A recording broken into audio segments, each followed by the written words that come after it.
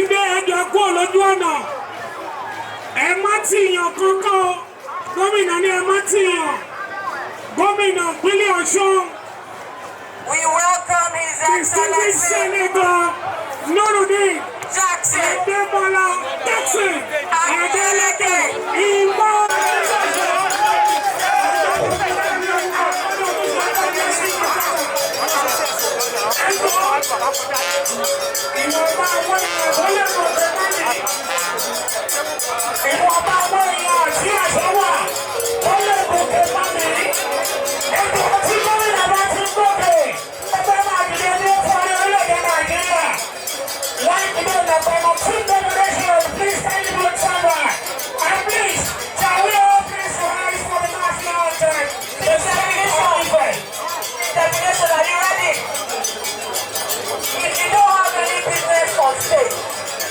I want to tell you again, get off the stage. And your number, everyone from your all the stage. If you don't have any business here, get off the stage.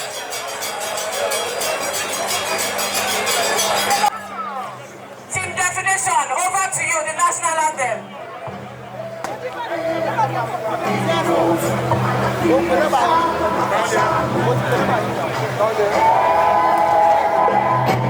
Definition Studios.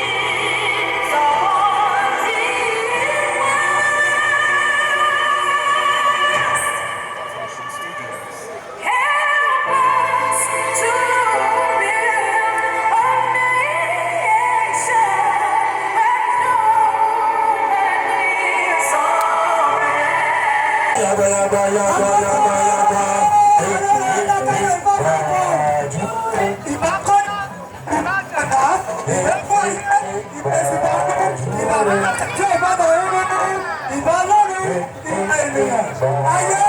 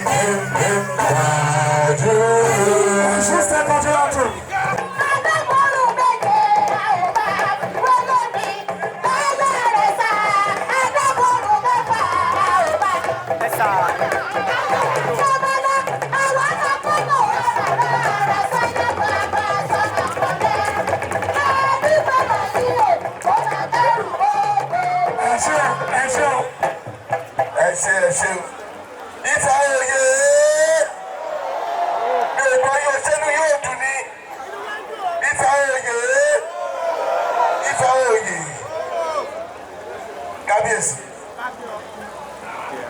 ẹkọ ọdún ọlọ́jọ́ tí wàá di nǹkan pàtàkì tí gbogbo alọ́sùn tá máa wò wájú pé ká ṣe gbogbo àwọn ìlú náà lágbàáyé tó wà káàkiri gbogbo wọn ti mọ̀ nípa ọlọ́jọ́ torí ọlọ́jọ́ yìí ó ṣe pàtàkì ní ilẹ̀ Nàìjíríà particularly ní Ọ̀ṣun torí bí tẹ́ bá ti rí ìmọ́lẹ̀ tí mọ́lẹ̀ bá dẹ̀ ti dé kí ló máa ń ṣẹlẹ̀ òkùnkùn máa ń gbaradà ní agbára Ọlọ́run ọlọ́jọ́ tá à ń ṣe ní ọdọọdún yìí ó máa jẹ́ kí Ilé Ifẹ̀ kó máa lọ síwájú mo ní ó máa jẹ́ kí Ilé Ifẹ̀ máa lọ síwájú àti ìpínlẹ̀ Ọ̀ṣun ní agbára Ọlọ́run máa ṣe máa ṣe gbogbo àtàwọn àbílẹ̀ náà láwà bí ní ọdún tó ń bọ̀ ní agbára Ọlọ́run ẹ kú ọdún bàbá mo kí gbogbo òjòyè mo kí gbogbo alọ́ nífẹ̀ẹ́ torí ẹ̀ mo ti sọ pé ní agbára Ọlọ́run màmá wá síbí tí ìgbà travel mo láti wá sí láti wá bá kábíyèsí láti wá ṣẹlẹ̀ mo kí ẹ kú ọdún ẹ ṣe nítorí àsìkò mo dúpẹ́. Ẹ̀jẹ̀ já sọ pé ìwọ́n